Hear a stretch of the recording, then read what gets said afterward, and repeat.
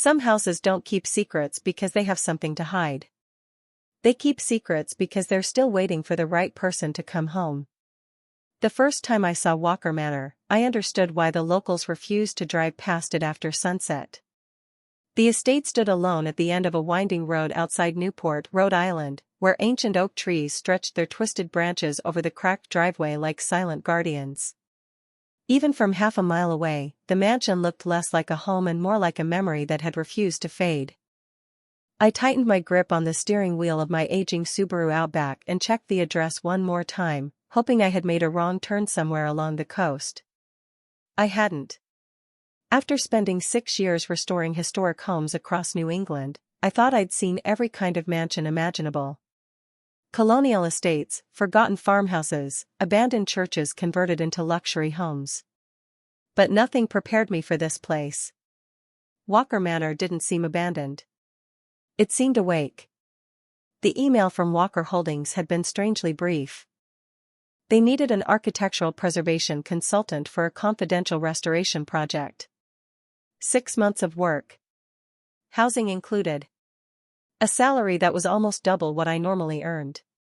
There had been no interviews, no endless meetings, only one phone call from an assistant whose calm voice revealed almost nothing except that Mr. Ethan Walker had personally selected me after reviewing my portfolio. That alone should have made me suspicious. Billionaires didn't personally study the work of ordinary designers from Boston. They hired firms with glass offices overlooking Manhattan. Yet here I was, crossing a pair of iron gates that slowly opened before I even reached them, as though someone had been expecting me down to the exact minute. The gravel crunched beneath my tires while the mansion grew larger with every passing second. Towering stone walls caught the late afternoon sunlight, but somehow the house refused to look warm. Hundreds of windows reflected the pale sky like silent eyes, watching every movement I made. My phone suddenly lost its signal. One bar disappeared. Then another. Finally the screen showed nothing at all. I laughed under my breath, blaming the remote location, but the silence that followed felt heavier than it should have. No traffic. No birds. Not even the wind seemed willing to cross the property. When I parked beside an elegant black sedan, I noticed the front door was already open. No one stood there. No butler. No security guards. Just an entrance wide enough to welcome me into shadows that stretched far beyond what daylight should have allowed.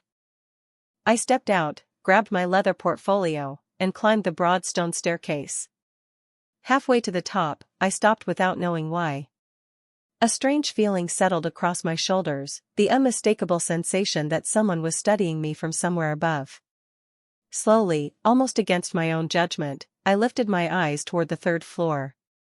Every window was dark except one. A single curtain drifted aside by itself. Then the window silently opened just a few inches.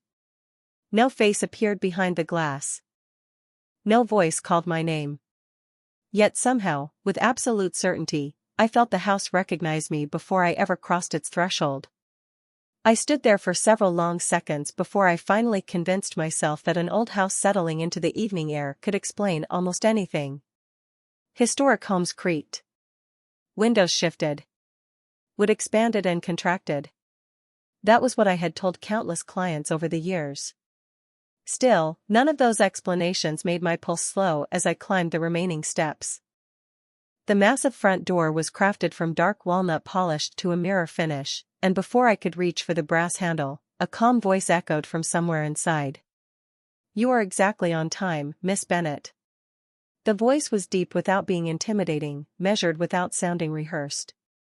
I stepped into a grand foyer where sunlight filtered through stained glass above the entrance, scattering muted colors across a marble floor that had survived more than a century without losing its elegance. The air smelled faintly of cedar, old books, and fresh coffee. Every piece of furniture looked carefully chosen rather than merely expensive. Nothing felt excessive. Everything felt intentional. A man emerged from the far end of the hall, closing a leather notebook before slipping it beneath one arm. He looked to be in his mid-30s, dressed simply in a charcoal sweater and tailored slacks instead of the designer suits I had expected from someone whose name appeared regularly in business magazines. His dark brown hair was neatly combed, and his light blue eyes carried a quiet focus that made it seem impossible for him to overlook even the smallest detail. "I am Ethan Walker," he said, extending his hand. "Thank you for accepting the project." His handshake was firm but brief, respectful rather than performative. "Claire Bennett," I replied. "It is a beautiful home." He glanced upward for only a fraction of a second before answering. "It used to be." Something about the way he said those words stayed with me. There was no bitterness in his voice.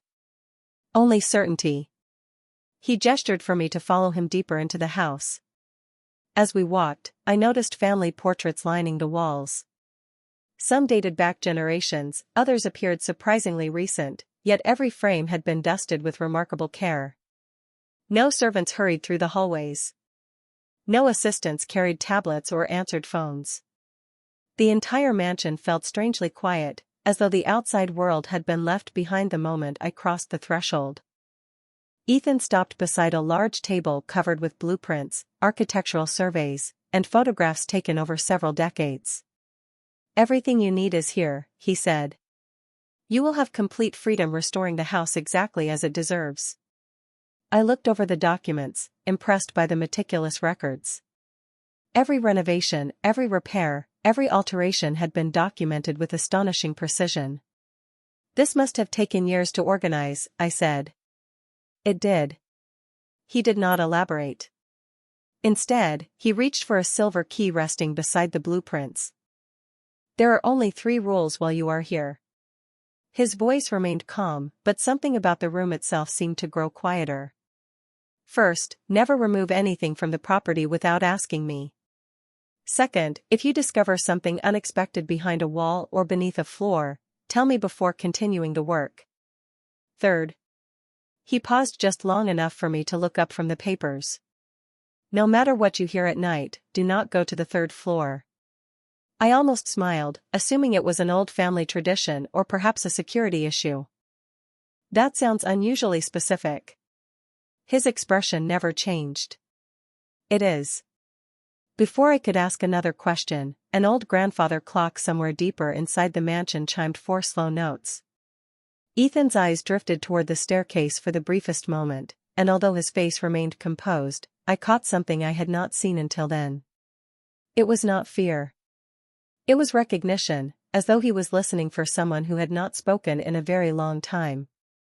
I spent the rest of the afternoon studying the blueprints while sunlight slowly drifted across the long windows of the library. Walker Manor was even older than I had first imagined. The original structure had been built more than 130 years earlier, but every generation had expanded it without erasing its history. Hidden staircases, sealed fireplaces, forgotten servant corridors, and reinforced foundations filled the drawings like pieces of an unfinished puzzle. The more I examined them, the more I realized that this house had never truly stopped changing.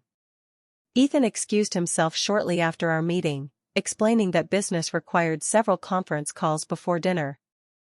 His voice remained polite, yet distant, as though he had already returned to carrying responsibilities too heavy to explain. That left me alone with stacks of documents and an entire mansion waiting to be understood. I welcomed the silence at first. It allowed me to focus on the craftsmanship that surrounded me. Every carved banister, every crown molding, every stained glass panel reflected extraordinary attention to detail. Whoever had built this place believed homes could outlive the people who lived inside them. I understood that feeling. My own career had always been about preserving stories hidden beneath layers of paint and plaster. Late in the afternoon I began walking through the 1st floor with my notebook, documenting areas that would require immediate attention. A cracked ceiling in the music room. Moisture damage near the west wing windows. Hairline fractures along one stone archway.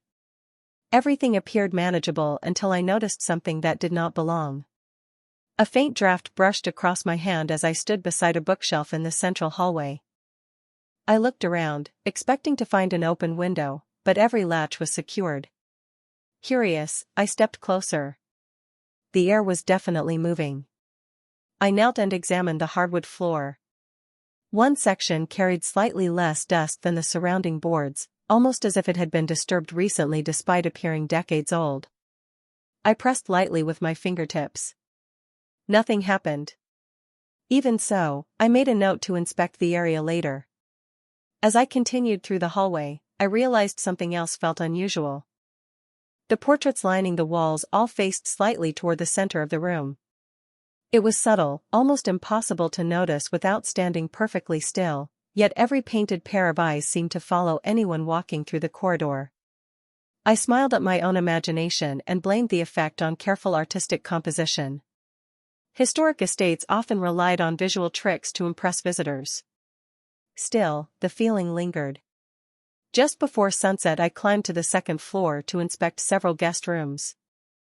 They were elegant but untouched, furnished as though visitors might arrive at any moment despite years of silence. Fresh flowers rested on bedside tables. The clocks all displayed the correct time.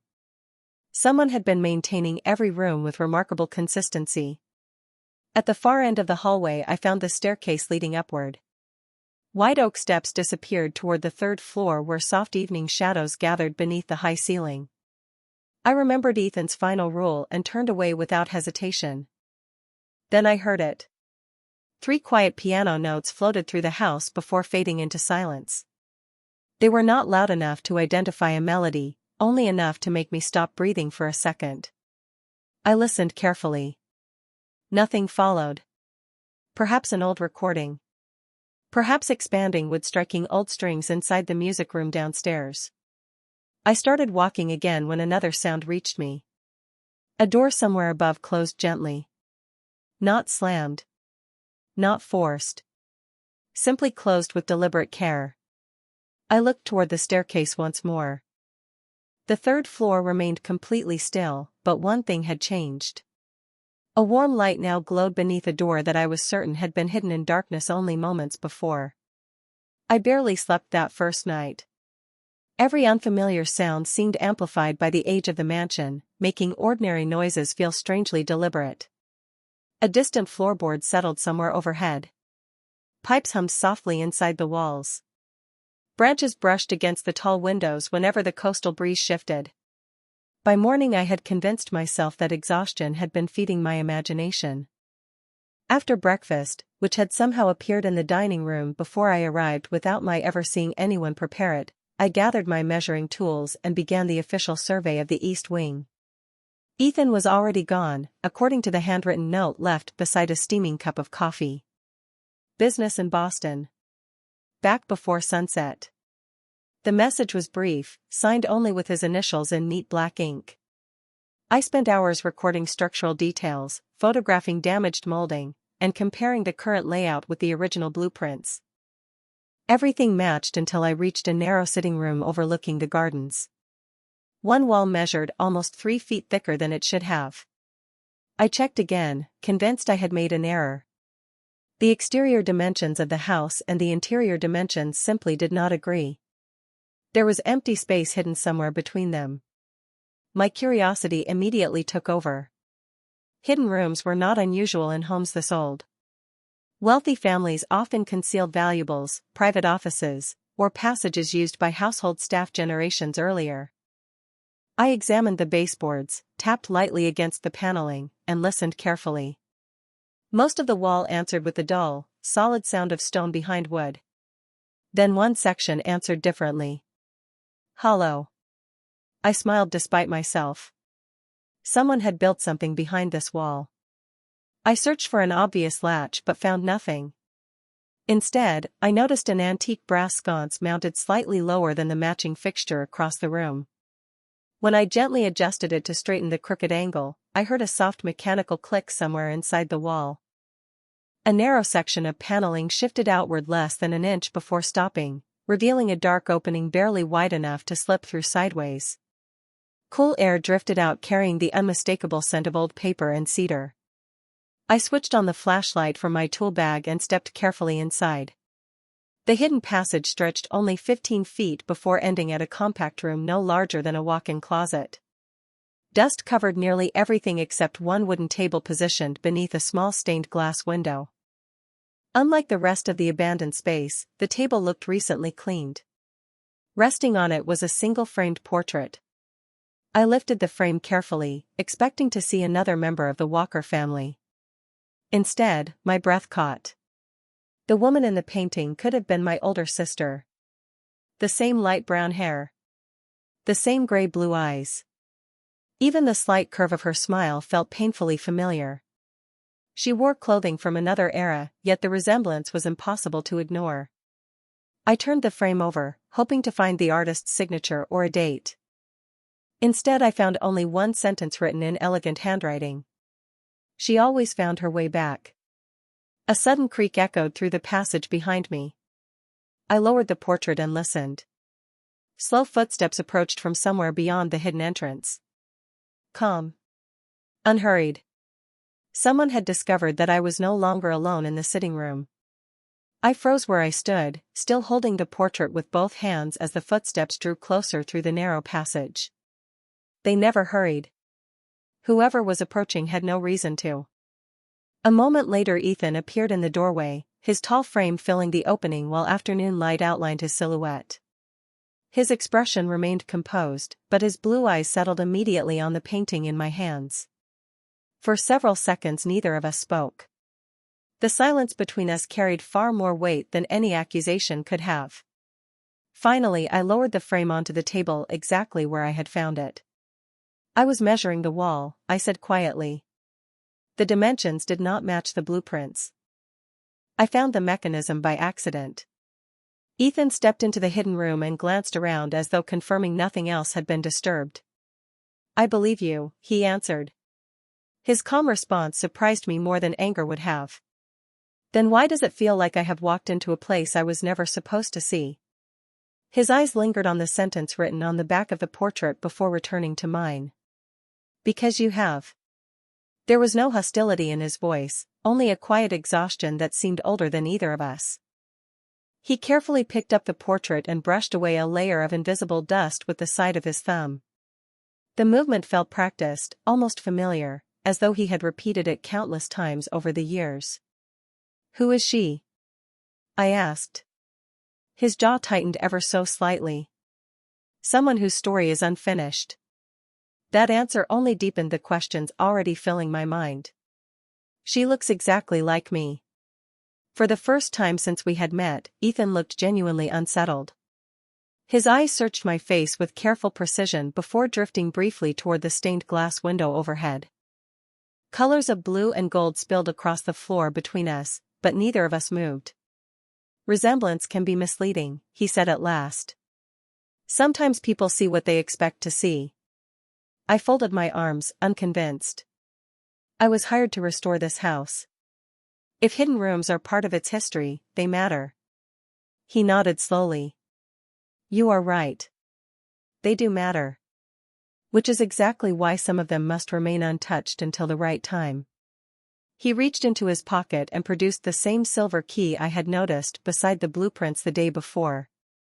Without hesitation, he locked a small cabinet built into the corner of the hidden room, a cabinet I had not even noticed while exploring. The soft click echoed through the narrow space. Whatever rested inside had suddenly become far more interesting than the portrait itself. Ethan slipped the key back into his pocket before speaking again. Claire, I asked you to help preserve this house because I trust your judgment. I am asking for that trust in return. His words were steady, almost gentle. There are answers here, but finding them too quickly will only create more confusion. I wanted to challenge him, to demand an explanation that matched the mystery surrounding every hallway and every locked door. Instead, I found myself studying his face. Behind the confidence expected of a billionaire was something quieter, almost lonely, as though he had spent years carrying memories that no amount of success could lighten. We walked back through the hidden passage together without another word. As the panel slid silently into place behind us, I noticed something resting on the floor just outside the entrance. It had not been there earlier that morning. A small silver locket lay beside the baseboard, its delicate chain arranged in a perfect circle as though someone had placed it there intentionally only moments before. I stared at the silver locket for several seconds before bending down to pick it up. The metal felt unexpectedly warm against my fingertips, as though it had been resting in sunlight instead of lying on a polished hardwood floor deep inside the mansion. Ethan noticed it immediately. A flicker crossed his face so quickly I almost believed I had imagined it. "Leave it with me," he said quietly, extending his hand. Instead of giving it to him right away, I turned the locket over. An intricate pattern of ivy leaves framed a single engraved letter, the capital letter C. My heart skipped. "This cannot be a coincidence," I whispered. Ethan remained perfectly still. "There are many names that begin with that letter. Mine is one of them." He did not argue. He simply waited. Something inside me wanted to open the locket immediately, but another part remembered his request for trust. Reluctantly I placed it in his palm. His fingers closed around it with surprising care, almost like someone protecting an irreplaceable memory. "Thank you," he said. Then, after a long pause, he added, "I will explain when I can." It was an answer without information, yet somehow it sounded sincere. The rest of the afternoon passed in uneasy silence. Ethan disappeared into his office while I continued documenting the eastern wing, but my attention kept drifting back to the hidden room, the portrait, and the mysterious locket. Every hallway now seemed filled with questions instead of architecture. Shortly before sunset I decided to review the estate archives listed in the restoration inventory. According to the catalog, historical property records were stored inside the old library on the first floor. If I could understand the history of the house, perhaps the strange discoveries would begin to make sense. The library proved even larger than I expected. Shelves stretched from floor to ceiling, connected by rolling ladders and narrow balconies that circled the room. Leather-bound journals stood beside modern legal volumes, while dozens of carefully labeled archival boxes occupied one entire wall. Everything had been organized with remarkable precision. I located the section devoted to the estate itself and began reading through decades of renovation permits, newspaper clippings, and handwritten maintenance journals. Most entries described ordinary repairs, but one document caught my attention immediately. It was an architectural survey completed 26 years earlier. Across the first page someone had written in neat blue ink, "East Wing restoration suspended until she returns." There was no signature. No explanation. Only that single sentence. I searched the surrounding folders, hoping to identify who had written it, but the remaining records had been removed, leaving only empty file dividers where several binders should have been stored. Someone had intentionally taken them away. As I slid the survey back into its box, a folded piece of stationery slipped free and drifted onto the desk. It was not part of the official archive. The cream-colored paper had yellowed with age, and my name was written across the front in elegant handwriting. Claire. Not Miss Bennet. Not to the consultant. Simply Claire. My pulse quickened as I unfolded the page. Inside was only one sentence. "If you found this, you have already begun remembering." I read the words twice before looking toward the doorway. The library was empty. The house was silent. Yet somewhere far above me, beyond the ceiling and beyond the staircase Ethan had forbidden me to climb, a piano began playing the same 3 quiet notes I had heard the night before, only this time they were followed by a 4th note that had never been there before. The 4th note lingered in the air just long enough to convince me it had not been my imagination. Every instinct told me to ignore it, to put the mysterious letter back into the archive box and continue behaving like the professional I had been hired to be. Instead, I folded the page carefully and slipped it into the inside pocket of my notebook. If someone wanted me to find that message, I needed to know why. I left the library and stepped into the main hallway. The mansion had grown noticeably darker as evening settled over the coast, and warm wall sconces now cast long pools of amber light across polished hardwood floors. The silence no longer felt empty. It felt patient. I followed the direction of the piano until I reached the grand staircase. Looking upward, I could see the 2nd floor clearly, but beyond it the 3rd level disappeared into soft shadows. The music had already stopped. Once again, I found myself staring toward the place Ethan had forbidden me to enter. You are trying very hard not to follow the rules. His voice startled me, though it remained as calm as ever. I turned to find Ethan standing several feet behind me, one hand resting casually in the pocket of his coat. There was no anger in his expression, only quiet observation. I heard the piano again, I admitted. This time there were 4 notes. He studied me for a long moment before asking, "Did you recognize the melody?" I frowned. No. Should I have? He looked away without answering directly. Perhaps not yet. That single word echoed in my thoughts. Yet. As though recognition was only a matter of time. We walked together toward the sunroom overlooking the gardens, where the last light of day painted the ocean in shades of silver and blue. Ethan poured 2 cups of tea before sitting across from me without speaking. Finally, I placed the folded letter on the small table between us. Someone left this for me inside your archives. He glanced at the handwriting but did not reach for the paper. Instead, he closed his eyes briefly, almost as if he had expected this moment for years. You read it. It was not a question. I nodded. Who wrote it? He answered with complete honesty. I do not know.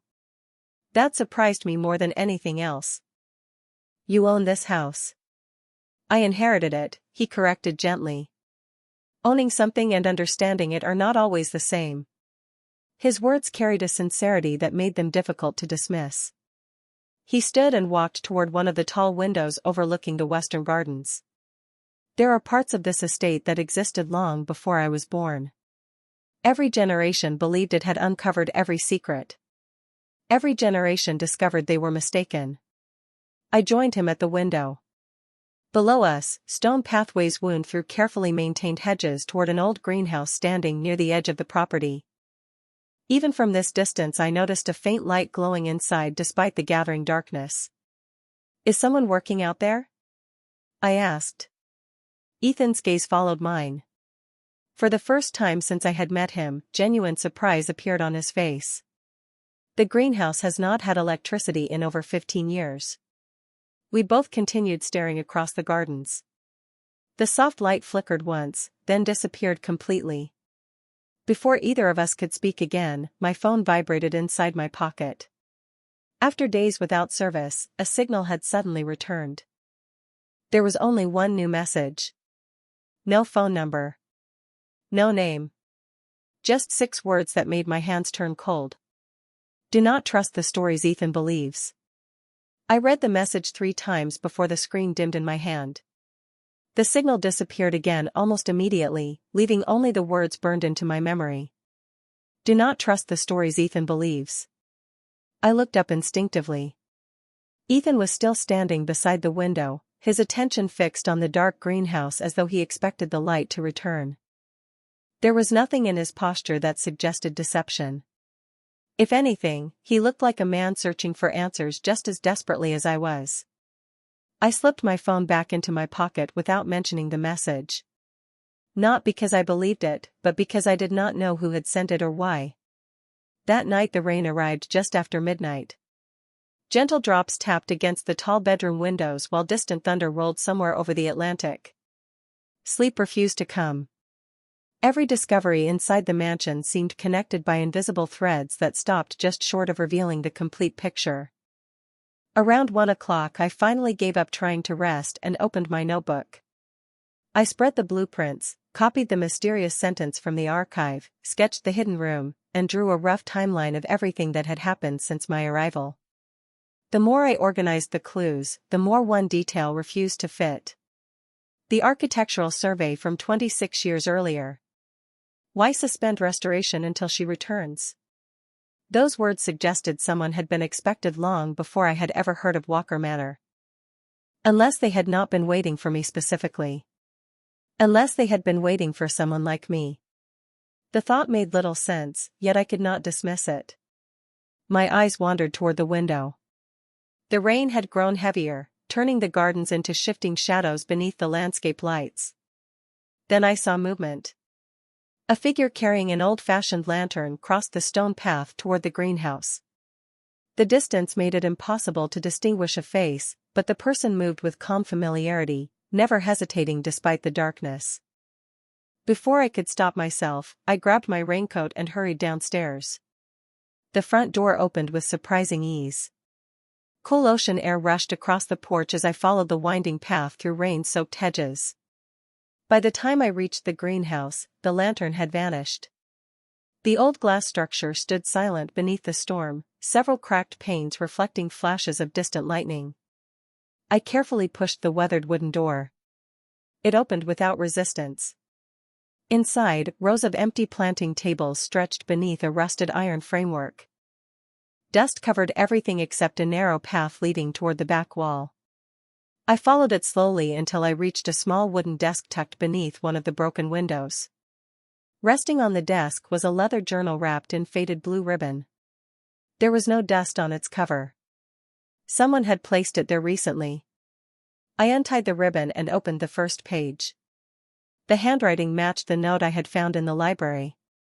Elegant. Precise. Familiar. The first sentence made my heart pound. If Claire is reading this, then history has chosen the same path twice. I turned the page with trembling hands, expecting another cryptic message. Instead, I found an old photograph carefully tucked between the pages. It showed a smiling little girl standing in front of Walker Manor nearly 20 years earlier. She could not have been older than 6. Her face was unmistakably mine. Before I could understand what I was seeing, a warm beam of light swept across the greenhouse floor from behind me. I turned sharply. Ethan stood in the doorway holding a flashlight, rain glistening across his coat. His expression was not angry. It was filled with quiet sadness. "Claire," he said softly. "I was hoping you would never have to find that journal this way." I stared at the photograph until the edges blurred beneath the rainwater dripping from my hair. The little girl wore a pale blue sweater, held a small stuffed rabbit against her chest, and smiled directly at the camera with a familiarity that made my stomach tighten. Behind her stood the front entrance of Walker Manor exactly as it looked today, except the ivy was thinner and the stone steps were brighter with age. I slowly raised my eyes to Ethan. "This is impossible." My voice barely rose above the rain striking the glass roof. "I have never been here before." Ethan lowered the flashlight until its beam rested on the floor between us. "That is what you have believed for most of your life."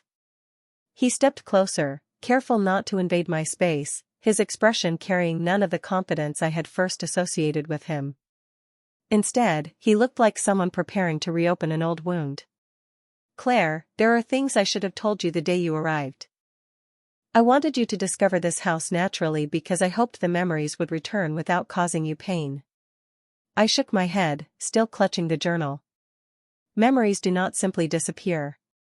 "Sometimes they do," he answered softly. "Especially when a child experiences confusion, loss, or a sudden change that reshapes everything they understand about home." His words settled heavily between us. I looked back at the photograph. There was no mistaking the face. The child had my eyes, my smile, even the tiny scar above my left eyebrow from falling off a bicycle when I was 8. Except this photograph had clearly been taken years before that accident ever happened. "Who took this?" I asked. Ethan reached into the journal and carefully unfolded another sheet of paper hidden beneath the photograph. It was an old visitor log from a local photography exhibition held at the estate nearly 2 decades earlier. Near the bottom of the page were 2 signatures. One belonged to Eleanor Walker. The other belonged to Margaret Bennett. My adoptive mother's name. My pulse quickened. My parents never mentioned this place. Ethan nodded slowly. "Because they promised they never would." The sentence struck harder than I expected. "Promised whom?" For the first time since I had known him, Ethan answered without hesitation. "My grandmother." Silence filled the greenhouse except for the steady rhythm of rain on glass. He continued before I could interrupt. "Your parents loved you, Claire. I have never doubted that for a single day. But they were not the first people who held you in this house. I looked down at the journal again. Tucked inside the back cover was a folded birth announcement, its paper worn with age. The baby's first name had been smudged by time, but the last name remained perfectly clear. Walker. I felt the air leave my lungs. No, I whispered automatically. There has to be another explanation. Ethan did not argue. I thought the same thing when I found these records 6 years ago. His voice grew quieter. I spent years verifying every document because I refused to believe a single piece of paper could change someone's entire identity. I searched his face for any sign of manipulation and found only quiet certainty mixed with compassion. Why did you not tell me? He looked toward the rain-covered windows before answering.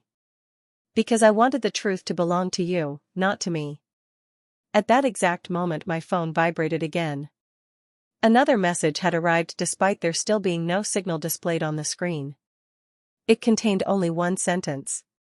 Ask Ethan what happened on October 14, 2006, and watch what he cannot say. I did not answer the message immediately. I simply locked my phone and slipped it back into my pocket while watching Ethan's face in the dim light of the greenhouse. If someone wanted me to doubt him, they understood exactly how to create uncertainty. Yet every instinct I had developed over years of working with people told me something important.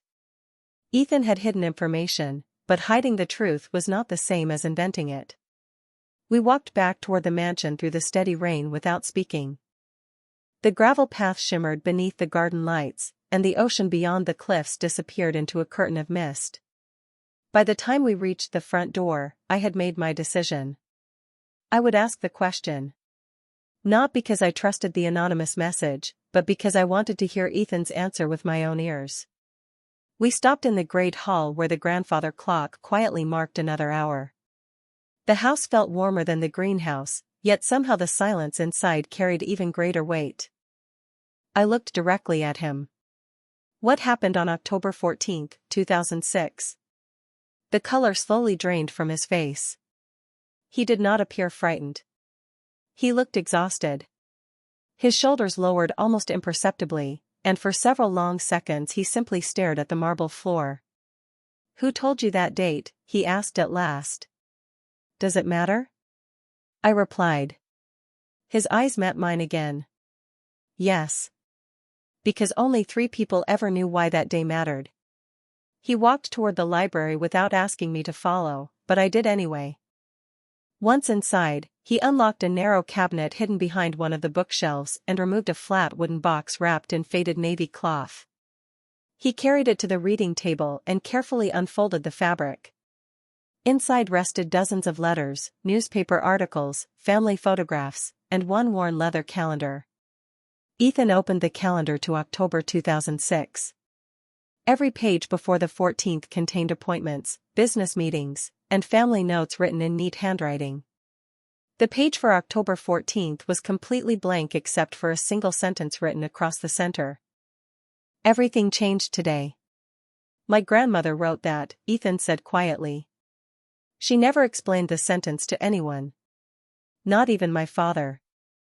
He lifted another document from the box. It was a legal guardianship agreement bearing several official signatures. Margaret Bennett's name appeared once again. So did Eleanor Walker's. My breathing slowed as I read the first paragraph.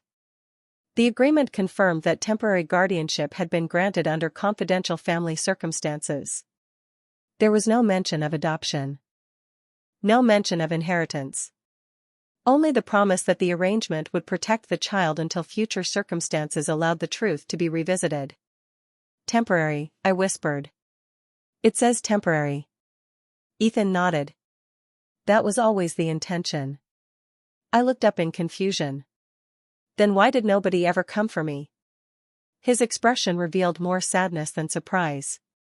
Because before anyone could, Eleanor died unexpectedly 6 weeks later. My father inherited the estate, but he never found these records. The agreement disappeared into storage with hundreds of unopened family documents. By the time I uncovered them years later, your parents had already built a life with you. They loved you. You loved them. I could not justify walking into your world with papers that would only create pain. I closed the folder carefully, unsure whether to feel grateful or overwhelmed. Every answer seemed to create two new questions. My phone suddenly vibrated once more. This time it was not an anonymous message.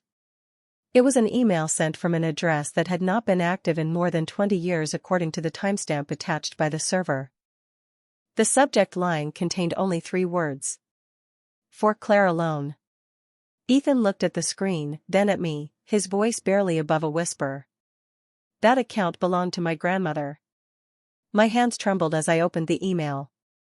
The sender's address looked impossible, preserved like a forgotten relic from the earliest days of the internet, yet every authentication detail on the screen insisted it had passed through legitimate servers only seconds earlier. There was no attachment. No greeting. Just one line at the top. If you are reading this, then the house has decided the truth can finally be carried. I looked at Ethan, expecting him to question what I was seeing, but he remained silent. He had noticed something else. The timestamp did not match the current date. According to the message header, it had been scheduled for delivery more than 20 years earlier. Someone had planned for this exact moment long before I was old enough to understand it. I continued reading. My dearest Claire, if life has followed the path I feared, then you grew into a woman without knowing why your heart always searched for places that felt older than your memories. Please believe one thing before you believe anything else. You were never abandoned. Every decision we made was intended to protect your future, even when it broke ours. I stopped reading for a moment, swallowing the tightness rising in my throat. Ethan quietly pulled out a chair and sat across from me without interrupting. For the first time since arriving at Walker Manor, I no longer felt like an outsider studying someone else's history. I felt as though history had quietly been studying me. The letter continued by describing Eleanor Walker's declining health during her final months. She wrote about realizing that she would not live long enough to settle complicated family matters herself. Rather than risk years of legal conflict surrounding the estate, she had entrusted my care to Margaret Bennett, her closest lifelong friend, believing she would one day return me home when circumstances became stable again. That opportunity never came. Eleanor passed away before revealing the complete truth to the remaining members of the family. The final paragraph was shorter than all the others. If Ethan has placed this letter in your hands, then he has already done something I prayed no child of this family would ever have to do. He chose honesty over inheritance. Forgive him for waiting. He carried promises that were never his to make. I lowered the phone slowly. The room had become so quiet that I could hear the old clock ticking somewhere beyond the library walls. You knew about this? I asked. Ethan shook his head immediately. I knew she left letters. I never found this one. His answer came without hesitation. The email account was mentioned once in one of her journals, but no one could access it after she died. I studied his face carefully, searching for the smallest inconsistency, but everything I saw matched the man I had come to know over the past several days. Reserved. Thoughtful. Burdened more by responsibility than by ambition. Suddenly another thought surfaced. The anonymous messages, I whispered. They wanted me to distrust you. Ethan nodded slowly. Which means someone else knows these records exist. He stood and walked toward the nearest window overlooking the front drive. Parked just beyond the iron gates sat a dark sedan I had never seen before. Its headlights remained off, but someone was clearly inside watching the mansion. The vehicle did not move. It simply waited. Ethan's expression hardened for the first time since we had met, not with anger, but with determination. Whoever has been sending those messages is no longer hiding, he said quietly. As if responding to his words, my phone vibrated one final time. This message contained no threats and no riddles. It showed only an old scanned photograph of Walker Manor taken decades earlier. Standing beside Eleanor Walker and Margaret Bennett was a smiling man whose face looked almost identical to Ethan's. Across the bottom someone had written in black ink, "He was never your enemy." I barely noticed the dark sedan anymore. My attention remained fixed on the old photograph glowing on my phone screen. The man standing beside Eleanor Walker carried the same sharp jawline and calm blue eyes as Ethan, yet there was something lighter about his expression, a warmth that seemed untouched by years of unanswered questions. I enlarged the image until the grain blurred. Around his wrist rested a silver watch engraved with the same ivy pattern I had seen on the mysterious locket. "Who is he?" I asked quietly. Ethan studied the photograph before answering. "My uncle, Daniel Walker." He paused. "He disappeared a few months after my grandmother passed away." I looked back at the handwritten note beneath the picture. "He was never your enemy." "Everyone wanted me to believe you were hiding something," I said. Ethan nodded. "Perhaps because someone hoped you would never ask who else had been part of this family." We spent the next several hours opening every archive box, journal, and photograph stored inside the library. For the first time, Ethan stopped protecting the past from me. Instead, we searched through it together. Every document added another small piece to a story that no single person had ever fully understood. My adoptive parents had never stolen me. They had honored a promise made to a dying friend. Ethan had never tried to keep me away from the truth. He had spent years confirming it before risking the possibility of destroying the only family I had ever known. Even the anonymous messages suddenly felt different. They had not tried to lead me toward the truth. They had carefully guided me toward doubt. Near midnight I found one final journal hidden behind a row of oversized history books. Unlike the others, this one belonged to Daniel Walker. Most of its pages described ordinary family life, restoration plans, and sketches of the gardens. Then, near the end, one paragraph had been marked with a pressed white rose. I read it aloud. "If Claire ever returns, she must never feel that this house expects anything from her. Home is not a debt. It is a gift that must always remain a choice." My voice grew quiet as I finished the final sentence. No one had written about inheritance. No one had demanded loyalty. Every letter I had discovered carried the same message. I was free to leave. Free to stay. Free to decide for myself. Ethan closed the journal gently. "That is why I never contacted you before I was certain," he said. "If I reached out too soon, I would have taken that choice away from you." I looked around the library, then toward the staircase where every mystery had first begun. The house no longer felt like it was watching me. It felt like it had been waiting patiently until I could understand the difference between ownership and belonging. "I think I understand now," I whispered. Ethan smiled for what I realized was the very first time. It was not dramatic. It was quiet, relieved, and completely genuine. "What do you understand?" I looked directly at him. This place was never trying to pull me back. It was simply keeping its promise until I was ready to hear it. At that exact moment the grandfather clock struck midnight.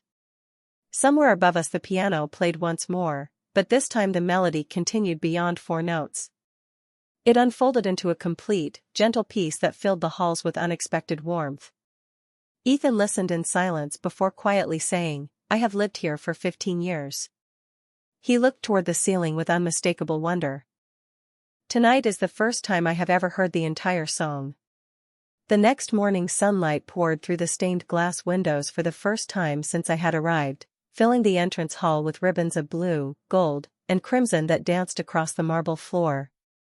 The mansion no longer felt distant or mysterious. It breathed differently, as though years of silence had finally given way to something lighter.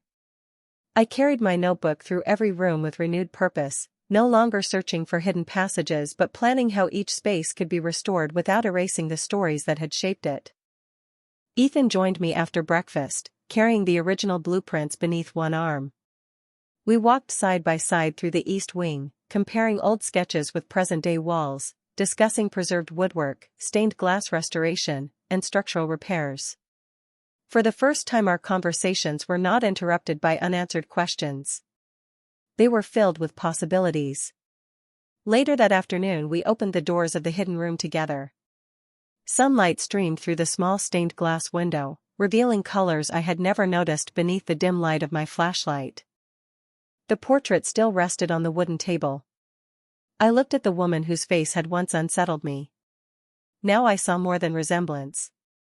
I saw the quiet strength that had echoed through every letter, every promise, and every sacrifice that had protected my childhood without asking for recognition. Ethan carefully placed the silver locket beside the frame. "It belongs here," he said. I smiled gently before shaking my head. "No. It belongs where the story continues." I picked up the locket and slipped it into my pocket, not as a symbol of ownership but as a reminder that the past could travel with us without controlling where we walked next. Over the following weeks the restoration transformed more than cracked walls and aging ceilings. Hidden passages were documented instead of concealed. Forgotten journals were preserved inside climate-controlled archives. Family photographs were carefully restored and displayed with honest descriptions instead of unanswered questions. Even the old greenhouse came back to life as fresh flowers filled the empty planting tables. One afternoon I watched neighborhood families stroll through the gardens during a local historical society open house. Children laughed beneath the oak trees that had once seemed so intimidating on the day I arrived. Their voices replaced the silence that had lingered here for decades. Standing beside me on the front porch, Ethan quietly asked, "Do you regret accepting this project?" I looked across the long driveway toward the iron gates where fear had first greeted me. "No," I answered. "I only regret how close I came to believing that unanswered questions were more powerful than patient truth." He nodded without speaking. We did not need any more explanations. Some answers were not found in documents or hidden rooms. They appeared slowly through trust, kindness, and the willingness to keep listening even after doubt became easier. As the sun settled over the Rhode Island coastline, I realized that I had not simply restored an old estate. It had restored something inside me as well. I had arrived believing I was preserving someone else's history. I left understanding that home is not defined by the place where your story begins, nor by the name written on a document. Home is the place where truth no longer asks you to be afraid of it. When I closed the front door that evening, the piano played its gentle melody one final time, not from an unseen room above, but from the music room where sunlight now reached every corner. The house no longer whispered its secrets because it no longer needed to. Some buildings protect memories behind locked doors. The rarest ones quietly wait until the people meant to carry those memories are finally ready to walk through them with open hearts.